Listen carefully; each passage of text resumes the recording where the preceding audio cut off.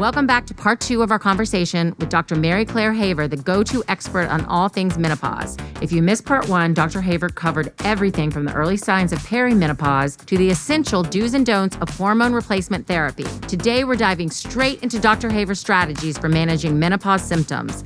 Let's jump right back into it. Thanks for tuning in to SHEMD.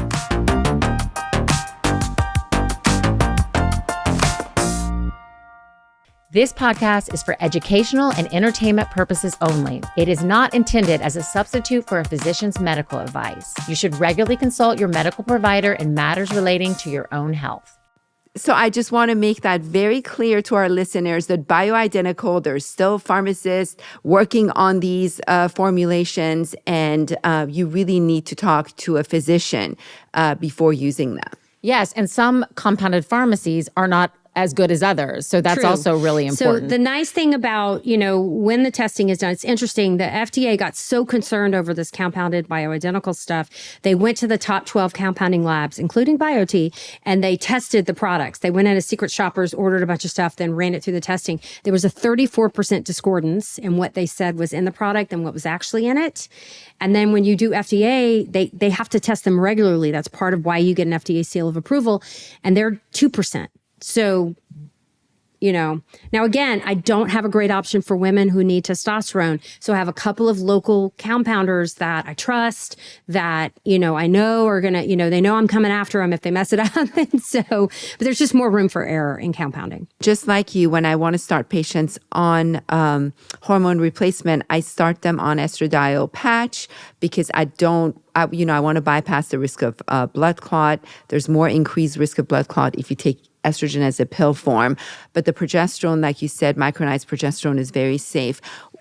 For an average patient with hot flashes, some sleep disturbances, what dose of estradiol patch do you start them on and how do you follow them? So younger, more symptomatic, I go higher in the estradiol, so like a 0.75. I want to have that wiggle room to go up a little bit. And I do have the occasional patient, especially my POI patients, because premature ovarian. So if you're younger than 40 and listening to this, forget all, you need to be given levels that are going to put you at a premenopausal range, not a postmenopausal range to protect your health. So that's like, I have one 28-year-old with POI who's on 2.1 patches to get her levels. Explain what POI is. Premature ovarian insufficiency. So about 1% of the population will go through menopause well before the average age. Remember, 40 to 45 is early, has its own health risks.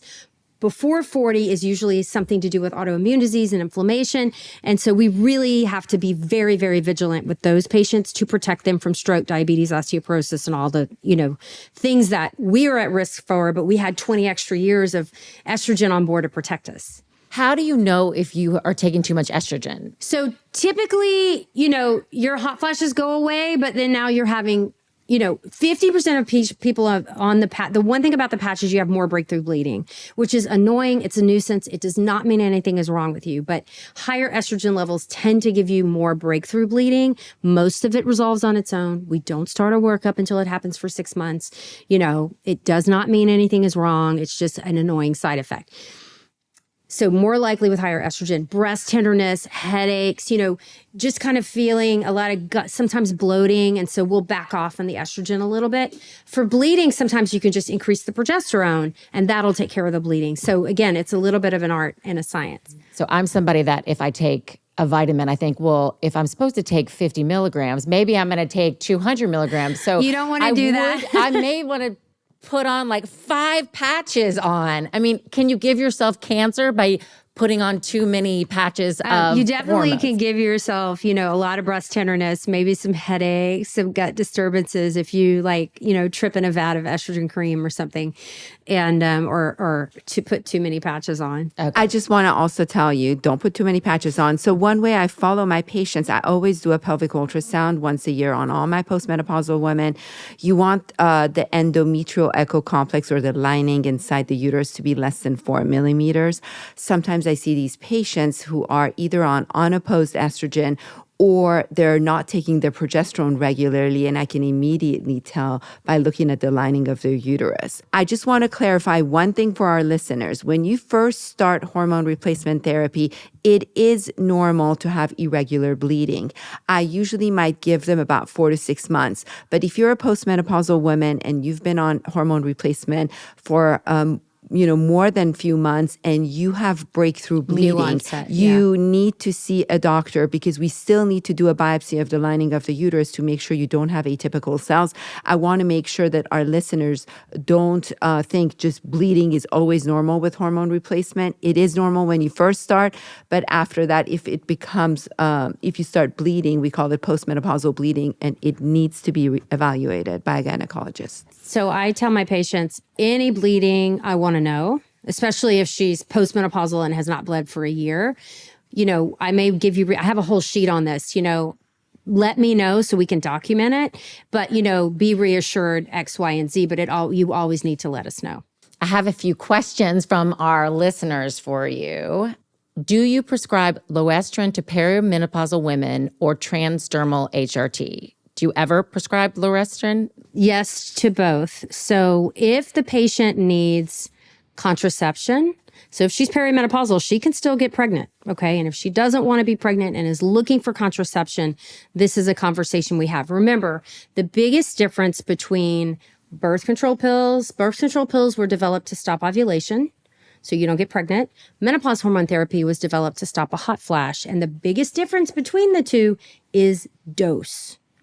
So, and there's low dose birth control pills and high dose MHT, and they're very close to each other. So there's not a huge difference. Now, formulations do matter, do change quite a bit between the two. And that's more to do with big pharma than anything.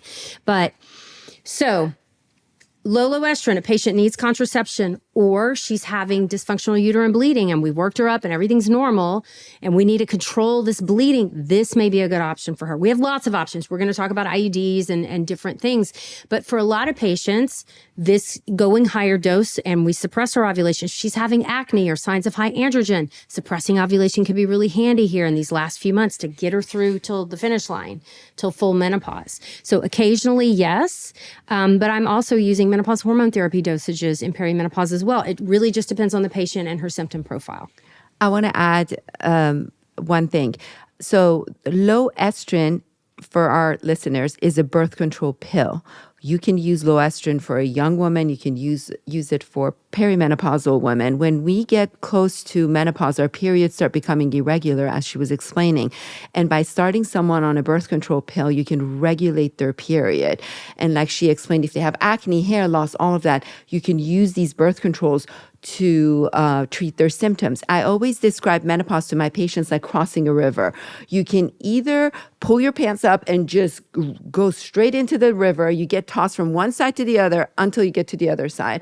Or you can go on birth control or hormone replacement, and it's like a bridge that takes you from one side of the river to the other side. So both options are good. I just want to, and Dr. Haven, you can comment on this. When you start a perimenopausal woman, when I start a perimenopausal woman on hormone replacement, I tend to cycle them once a month versus doing continuous. So because they are still having periods, so I cycle them. And as they go through menopause, then it's not important to cycle them as much. But birth control pills do make them regular. So both options are available. Do you have your patients get a DEXA scan before 65? I recommend it strongly. Fortunately, in the Houston area, we have these DexaFit centers for $99. They can go and pay out of pocket, and not only have a bone density done, but it'll also give them visceral fat and muscle mass estimates. And so, they don't pay me to say this, but insurance typically without severe risk factors won't cover it until 65. I really believe this is too late. All the orthopedic surgeons think it's too late. I want to know. I went and had mine done at 55, and fortunately everything looks good. All my my osteoporosis prevention kit is working, and that is something I do recommend. In my practice, I start as soon as they hit menopause. at 50, I had osteopenia. I have family history of osteoporosis. I think 65 is absolutely too late. That's the guideline for insurance companies. If your doctor does not want to give you an order for bone density, and you're, 54, 53, and you've gone through menopause, I think it's important to ask for it. And do both of you do a calcium CT score? I do. So I do. Again, I don't want to put estrogen on top of disease. So if I'm worried, like if her cholesterol is elevated or ApoB or LP little a, the markers for cardiovascular disease are elevated, I will recommend let's go ahead and get one of these before we start estrogen. And just so that we don't exacerbate potential disease that's already there. And fortunately, we're getting those paid for. So insurance is really covering those if they have the cholesterol profile. And I think for a coronary calcium scan, you can start at age 45 and you can do it every 5 years. Like she said, insurance will cover it. By 50, I definitely want a baseline coronary calcium scan. It's good for all women to have a cardiologist. I do order it because sometimes my patients, I'm sure you see it too, they come from a cardiologist and they're like, no, I did everything with my cardiologist. And I'm like, well, you're 55. Have you had a coronary calcium scan? No. Well, go back to your cardiologist, ask for a coronary calcium scan.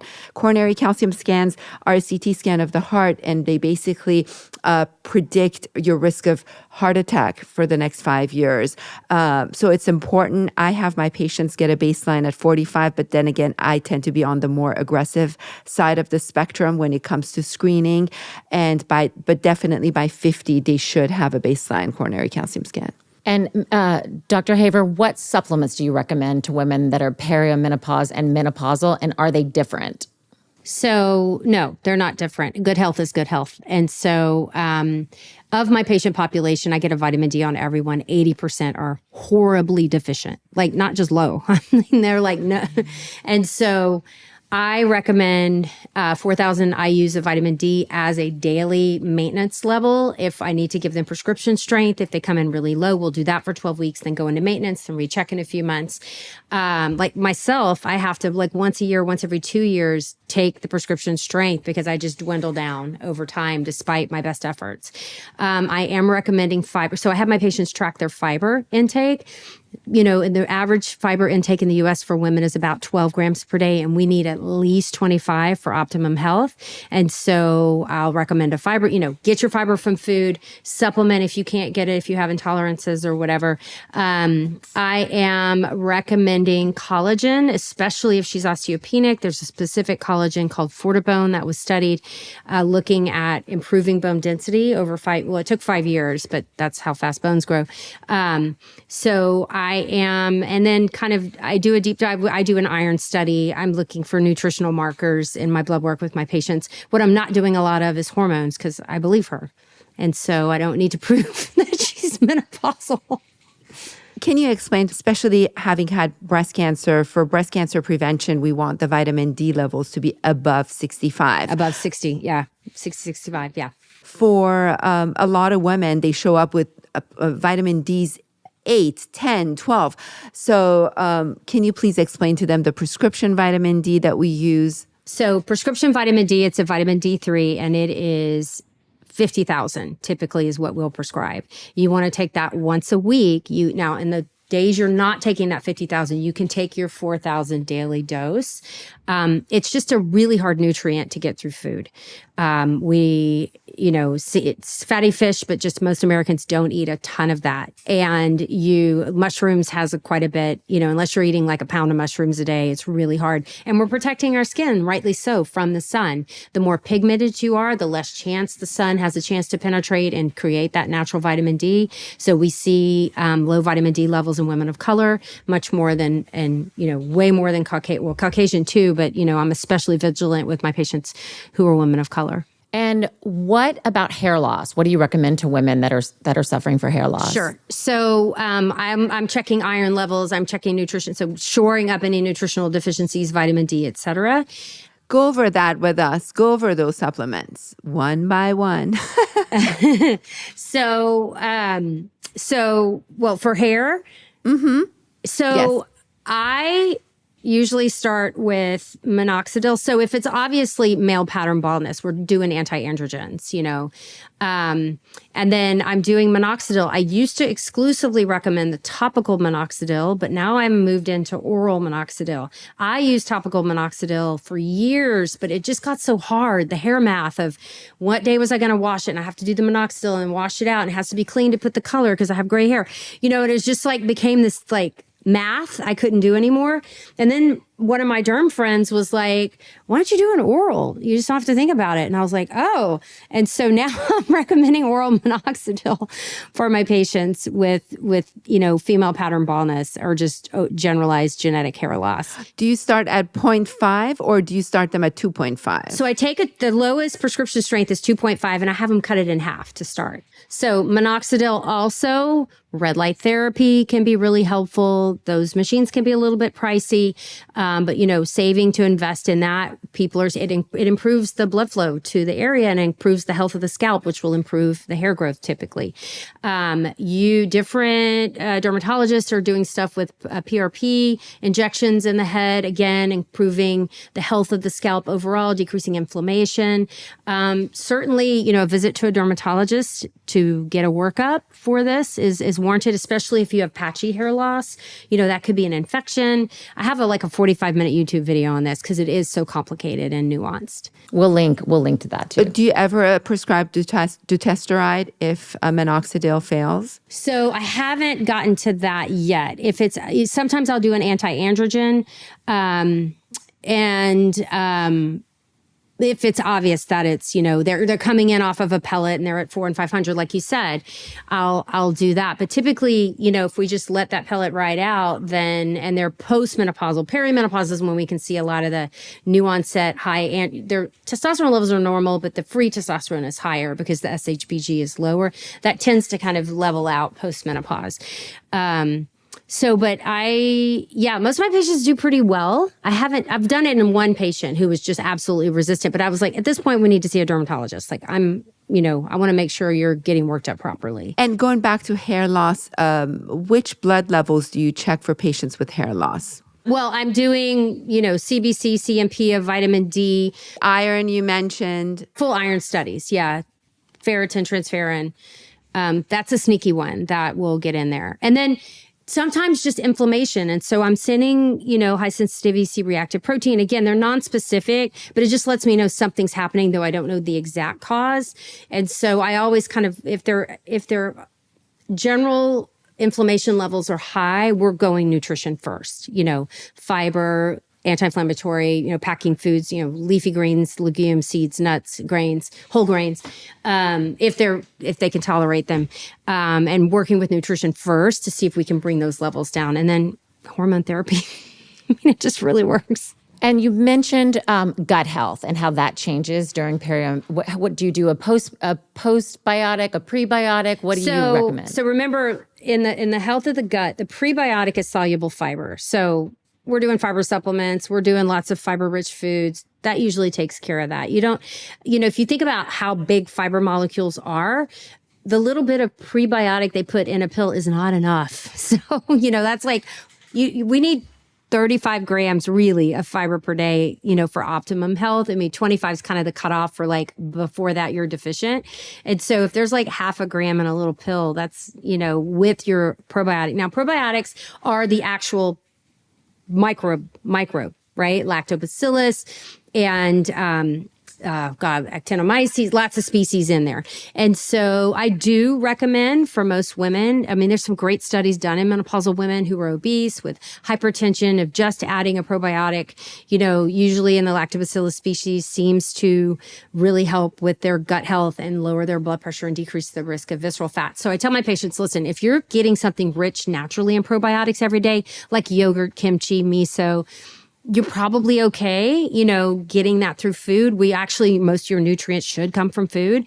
But if you're struggling, then, utilizing a probiotic can be really helpful. And there's so many out there. How do you find the best one? So any supplement, you need to find somebody with third-party testing because you can put anything in a capsule and sell it. No one's checking. So you need to have someone who's big enough to do the third-party testing on their own.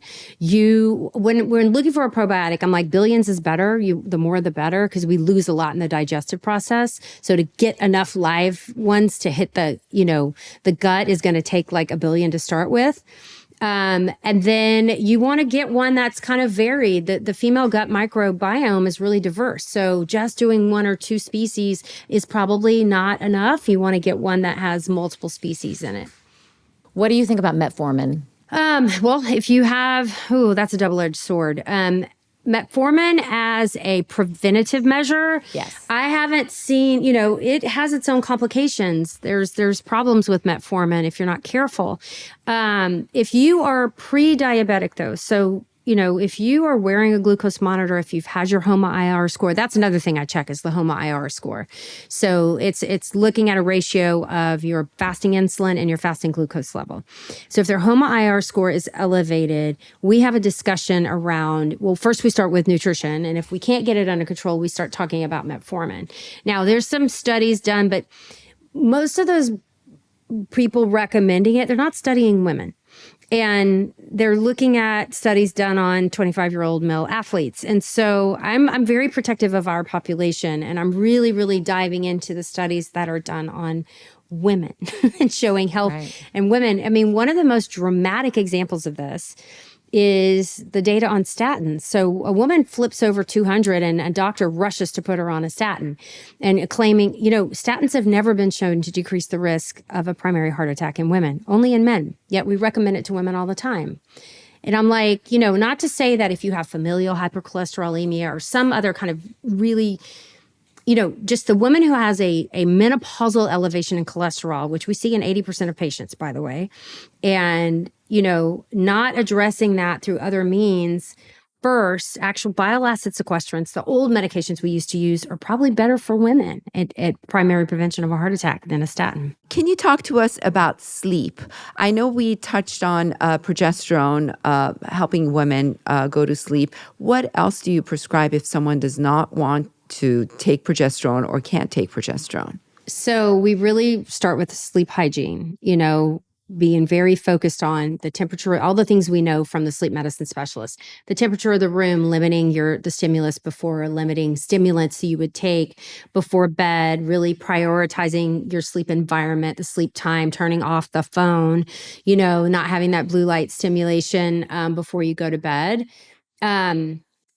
The chill pads have been found to be helpful. So say you can't, hormones are off the table for you. So you really have to maximize what's waking you up. Is it having to go pee? Is it a hot flash? Is it, is it anxiety? And so utilizing the other, behavioral therapy for anxiety, chill pads for the bed, cooling the room down, having a fan and ice water available, not drinking liquids so close to bedtime, so to limit the time you have to get up and go to the bathroom. If she's waking up with urge incontinence, and so getting on medication for that. We can do some of the oxybutynin and those medications. They're not my favorite, but if everything else is off the table, that sometimes can help her sleep at night. And what about supplements for sleep, like magnesium, like melatonin? Sorry, of course. Yeah. So there are certain, especially magnesium, that can be really calming. And so magnesium L-threonate is my favorite for this. It's what I take. So it's been studied in SSRI resistant depression. It really crosses the blood-brain barrier, probably one of the best. Glycinate's probably okay. There's some that stay in the gut and cause diarrhea, and that's why we use them for bowel preps and milk of magnesia and all that. Others get into the bloodstream but don't seem to get into the brain very well, so they're good for low, people with low magnesium. But L-threonate has some great studies, Neuromag or Magtine are the brand names for those, and that's what I recommend for sleep. What dosage of mammograph? 260 milligrams in the early evening. Excellent. And what about melatonin? Melatonin, I think, is good for short term. The sleep medicine specialist, you really become, you develop tolerance. And so, they're not recommending melatonin for long-term use. And the dosing is too high. You're finding that they're dosing people so high that your body doesn't even create that level of melatonin.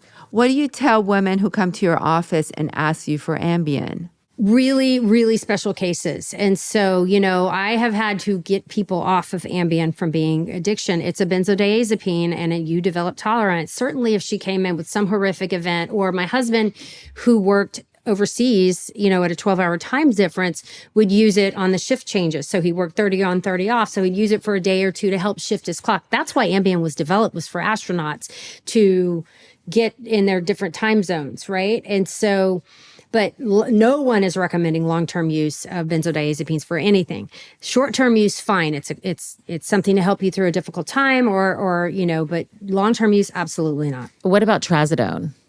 Again, another Same addictive thing. substance. Short-term use is fine, but you really want to be cautious because your body will develop tolerance and you'll need more and more to get the same effect. And also the day after, the next morning, you're not feeling well. You're going to feel tired. Some patients get depressed. Their mood goes down. Their energy level is down. They're sleepier. So I don't recommend it. A lot of my patients were self-medicating with Benadryl, right? Or Tylenol PM to help them sleep. Again, same thing happens. They have a hangover the next day. They're really struggling. And now there's studies coming out saying increased dementia with people with using brain health. Mm-hmm. Yeah, brain health long-term. And can you do, we talked about this briefly, but if someone comes in for vaginal dryness, because that's a real symptom for perio and menopausal women. Calling card, yeah. Yeah, will you just talk the step-by-step, like what do you do? I come in, I say, I have vaginal dryness. What do you recommend? Say, are you using a lubricant? And we'll talk about different types of lubricant. Even with that, I recommend a lubricant for everyone at this age, regardless of whether you think you have dryness or not. I just think it makes everything more fun. But it's preventative for some patients.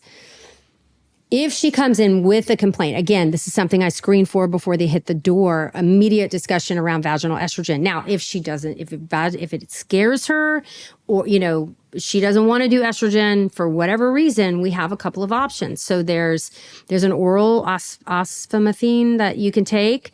I don't love it. It has a lot of side effects. And, if I can convince her for vaginal estrogen, but there is Intrarosa. And so Intrarosa is intravaginal DHEA. And the sexual medicine specialists love it because it really does work to keep the vaginal, vulvar, and bladder tissue healthy through probably creating some estrogen through the pathway. But it also creates some testosterone down there, and they love it they feel like it gives them better sexual benefit. Thank you. I know that every woman listening really wanted to know that. I just want to add one more thing that I use in my office is a CO2 laser of the vagina, especially for women who, like you said, there are a lot of women, especially with breast cancer, who are scared to use estrogen, even though we have no data that shows that it's unsafe to use. So if you have had the diagnosis of breast cancer, you are allowed to use vaginal estrogen. Nothing works better than vaginal estrogen, but there's a CO2 laser of the vagina that women can try. You do it every 6 weeks for 3 times. And in a combination of that with the lubricant, with the vaginal estrogen, makes a big difference. Well, you have given so much time today to us. Is she not the best? You're incredible. Literally. And your patients are so lucky to have you. Nobody talks about menopause. That's why you have so many followers, because and you're so knowledgeable, and it's really enjoyable to listen to. And the new menopause book is coming out. It's called The New Menopause. Yeah. When's it coming out? April 30th. Okay. Everywhere you buy books. It's Everywhere ready for pre-order books. now. We're going to link to it on our site. It really is like the girlfriend's guide, what to expect when you're never going to expect again. So No, I love I really it. wanted a comprehensive guide for patients and to include all of the body organ systems. And Dr. Haver, we're going to have links to a lot of the things that you talked about. We're going to have links to your site, to pre-order your book. We also do ask all of our guests to give us 5 tips. So if you could give women 5 tips, it could be a supplement, it could be an exercise, it could be eat protein. What were the 5 things that every woman listening to you right now who's in perimenopause or menopause that you would recommend? So number 1 is make sure with your exercise, you're doing some significant resistance training, strength training. You really have to do progressive load to keep those muscles strong because your body's trying to tear them down just through the aging process. Number 2, know your family history, know what your risks are, be very, very focused on how you want to avoid those risks in the future, and try to find a partner in your healthcare. I know it's hard to find a menopause provider. I'm screaming from the rooftops trying to get more training and education in our programs, but we're probably a generation away from you being able to walk into just any OB-GYN's office and get an informed conversation around your menopause care. Number 3, educate yourself as to what menopause really is in the organ system, so you're not blindsided when these things start happening to you. And just knowing and being aware is not creating hysteria. It is creating a knowledge base. Talk about menopause, share your experiences with your friends, your family, so that we destigmatize this and we normalize it, and it just becomes a normal part of life and not something to be feared, or where we can expect this dramatic, what's happening now, this dramatic changes and hastening our way to certain disease processes. Make sure you're getting enough fiber in your diet. Most of us aren't doing it, and it goes such a long way. Fiber, people with high fiber diets have less cardiovascular disease, less dementia, less, watch your alcohol intake. We are, I used it as a drug all through COVID to soothe the drama, but it so affects my sleep. Women in menopause do not tolerate alcohol the same as they did before. And it really doesn't have any health benefits that are worth talking about. And so limiting alcohol consumption really is going to go a long way for you. You are incredible. Thank you so much. This was honestly, I've been wanting to meet you for so long, and I follow you on Instagram, and I can't wait to read your new book. And you really are, you're helping so many women, and your voice and your platform is shining light on an area that is not talked about enough. And so we really appreciate you being here, Mary Claire. So happy to be here. Thanks, guys.